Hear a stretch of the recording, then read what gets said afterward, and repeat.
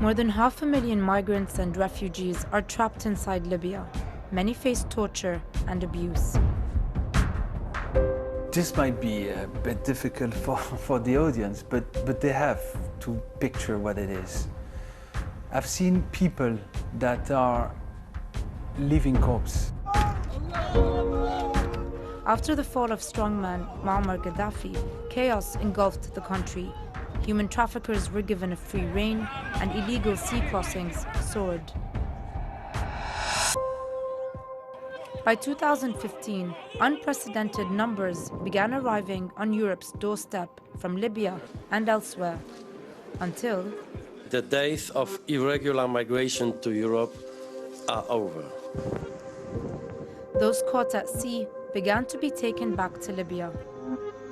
No person should be returned to a country where they will face torture, cruel, inhuman or degrading treatment or punishment.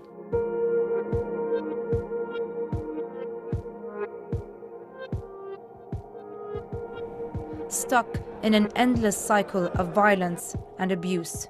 This is Layla's story.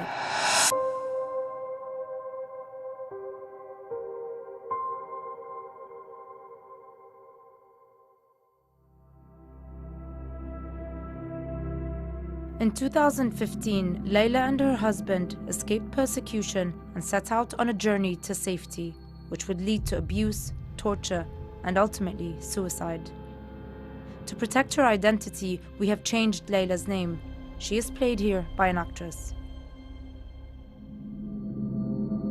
I was married when I was 15 to an abusive man.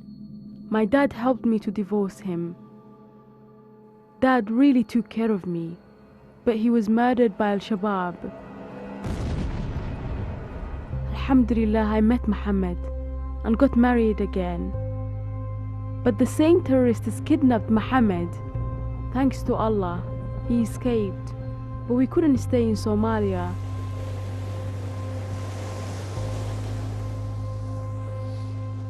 Many people want to come here to Europe because it's a safety net and a place with economic prospects.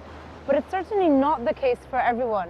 Like Layla, she tells us she was bought and sold across 3 countries, changing owners 5 times, ending up in Libya, which is the ultimate hub in the business of trading humans.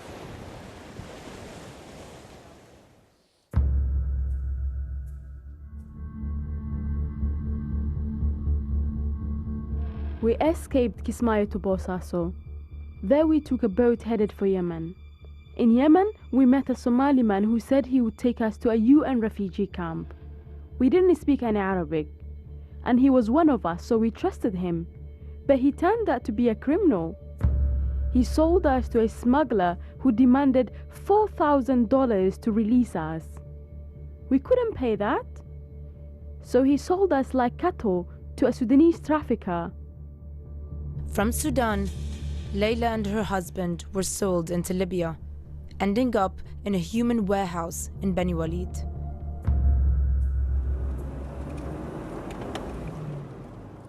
Beni Walid is a lawless town in western Libya, and it's the unofficial headquarters of the people smuggling industry. Most of the migrants and refugees who are trafficked into Libya are traded through this town.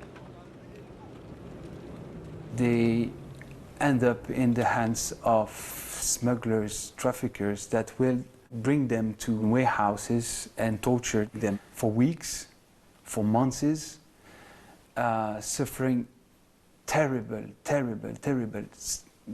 techniques of torture. They are filmed, they do videos in order then to ask money to the families and to the diaspora abroad. There were maybe 1,000 of us in one room. They beat me and threatened to rape me or harvest my organs. They were so cruel, you can't imagine it. During the day, the smugglers would walk around the warehouse, smacking some of the women on the backside with a stick. When they felt this stick, that was it. They knew they'd been chosen, and so did their husbands. They couldn't do anything apart from wait until that night when he would come back, take them to another room with all the others, and rape them.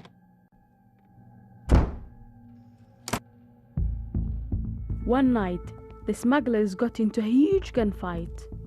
Alhamdulillah, we managed to escape. We ran away to Zawiya, where we were able to get on a boat and finally leave that hell.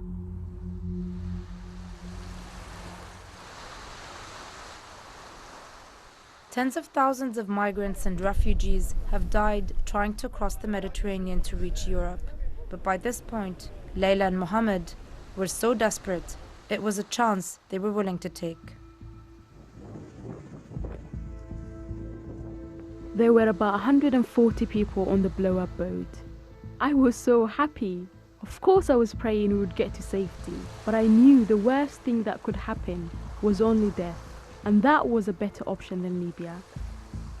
Then we ran out of fuel, and the Libyan Coast Guard found us, and they forced us to get on their boat.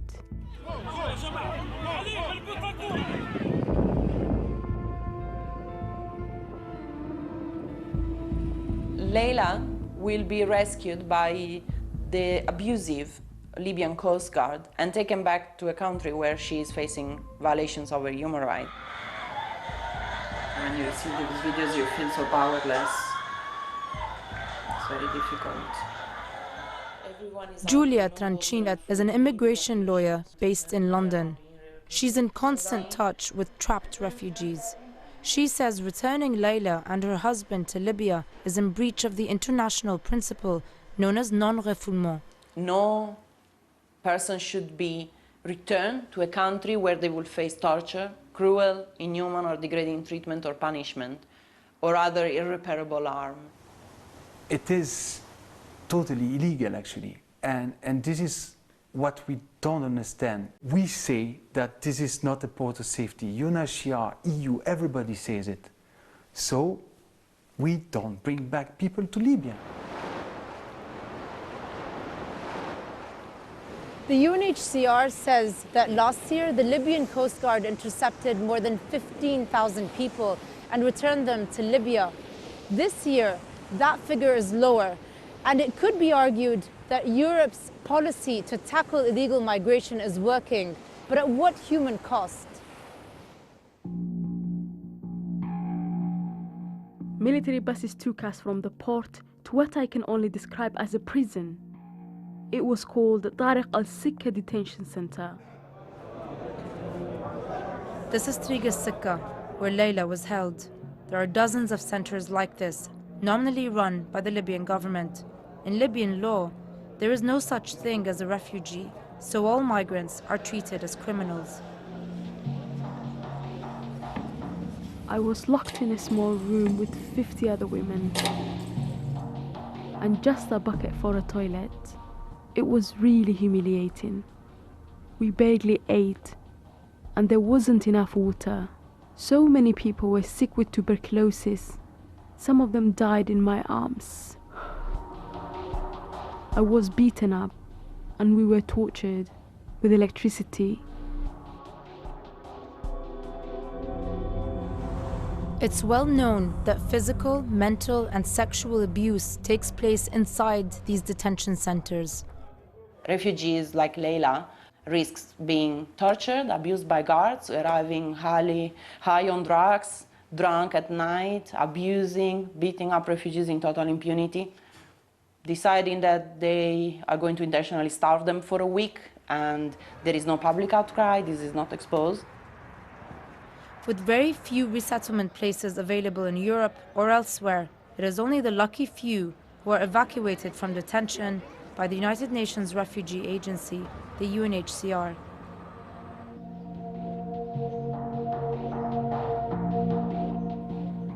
Some time passed, and we were told by UNHCR it would be our turn to leave next. So when the new list came out, Mohammed asked me to go and check it, but our names weren't there. I had to tell him that we had been passed over again. So many people who came in after us had already left. Mohammed was so upset and confused. He went to speak to the man from UNHCR, but was turned away. It was just before early evening prayers when it happened. I saw Mohammed.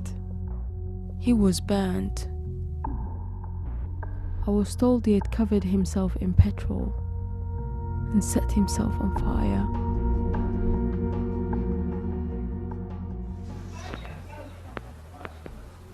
Mohammed was taken to hospital.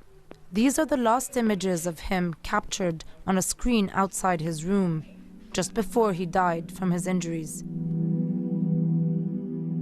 The UNHCR came the next day and asked me for his registration papers. And that was it. Someone from the Libyan army told me that Mohammed's death was ordained by God and that I should accept it and let it go. They kept me there in the same prison for 3 months after he died.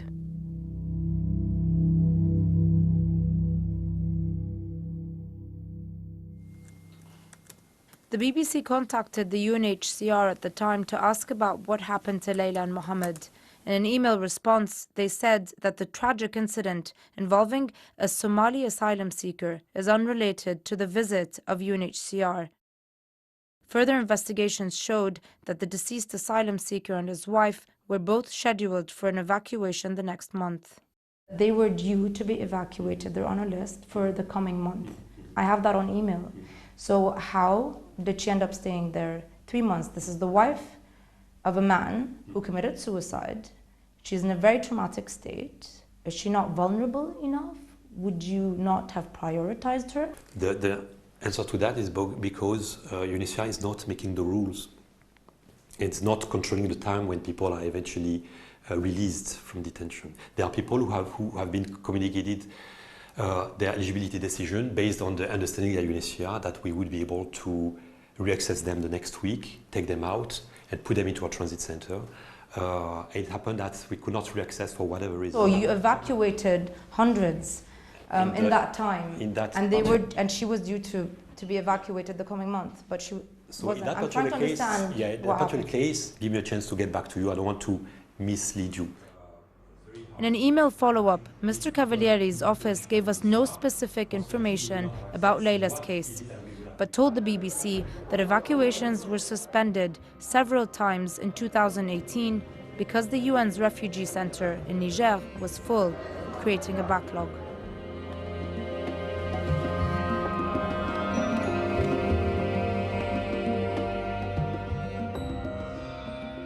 Layla is now living in a tent in the UNHCR camp in Niger. She says she is frightened, traumatized, and still has no idea of her fate.